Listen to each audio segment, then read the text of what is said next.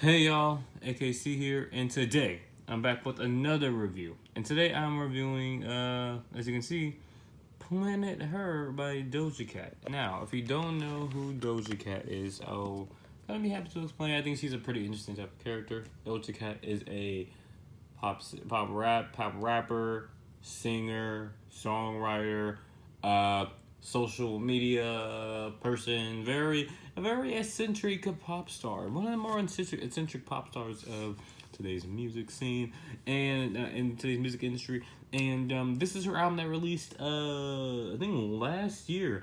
I don't remember being pretty interested in this album. I didn't really listen to it back then, since I only like listening to albums when they release for some reason. Yay. um, but I don't remember. I didn't listen to this. So I wanted to listen to this now because I love the single "You Right." I love that single with The Weeknd. I think it's nice. It's like a little bit more. When I listen to more the whole album, it's a little bit more darker and moodier. But I think that's the reason why it's so moodier. I love like the really weird kind of like 808 synths throughout the song, and more like 808s throughout the song. It just sounds really nice, and that kind of got me wanting to listen to this album. And I didn't realize how many songs off this album I actually knew. So let's get right into songs that I like. Since, as you come to see, this album is kind of divisive for me. So the songs that like a woman. First of all, this is a really incredible song. More like kind of like Afrobeat type centric type beat. She kind of like fluctuates her voice. So it's kind of like in a reggae dancehall type style, and it works out really, really well. Just her talking about, you need a woman in your life, whoever this is, whoever the person is, they need a woman in their life. And you know what? I love how she just communicates. It's like such like a positive type song in a way, but it's also just like a lot of fun. You know what I mean? It's a really catchy song too. Then we get into it. And I love this one too. This kind of reminds me of Playboy Cardi in a way. It's a really minimalistic. Her voice kind of sounds like some like ad libs in a way. It's a lot of fun. I just love how her voice sounds so tiny and minuscule.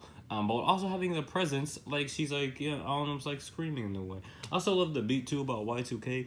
His production there is kind of hit and miss. Sometimes either it's really innovative and I won't say innovative, but it's on one side it's really kind of like a little bit like a pushing the boundaries of like pop rap, and on some other parts it's kind of just generic, straight up generic pop rap R&B type stuff. But this is not an example of that. It's like so minimalistic. It's so weird. It very much reminds me of Playboy Cardi, but all the good aspects of Playboy Cardi. Not like that. I don't think Playboy Cardi is bad, but you know what I mean. Then we go to You Right. I already said how much I liked about You Right. Then we go to Ain't Shit, which I kind of do to like this song.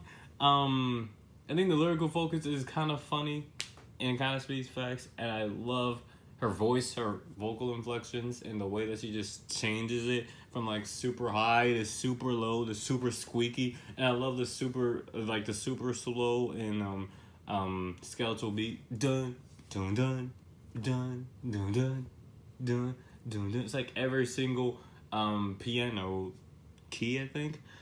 Just it's harder every single time. It goes into its next beat. So yeah. I do think it's kind of cringy in some parts. Like for example, the Madison Square Garden line, like these niggas is square like Madison. Like okay, okay.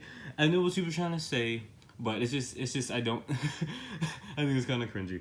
Then we go to Kiss Me More, another lead single off from this album. And honestly, I kind of think this should have been just stayed a single and not been on the album, because it kind of just like it closes the album off in a really good way. With SZA on here, just talking about romantic stuff, since it's called Kiss Me More. It's a perfect kind of summertime album. It's just like a really fun song. Like it's just a really fun song, really catchy. Also it just makes you like, it really just makes you happy. It's kind of hard to explain. It just really makes you happy. So that's all the stuff that I do like. The other stuff that I don't like, first of all, I don't like the pacing. I do think this album feels like it takes forever to get through to the end, or to the songs that I actually want to listen to. And I also feel like the sequencing actually is pretty decent. I honestly think Alone should have been the closer, not Kiss Me More.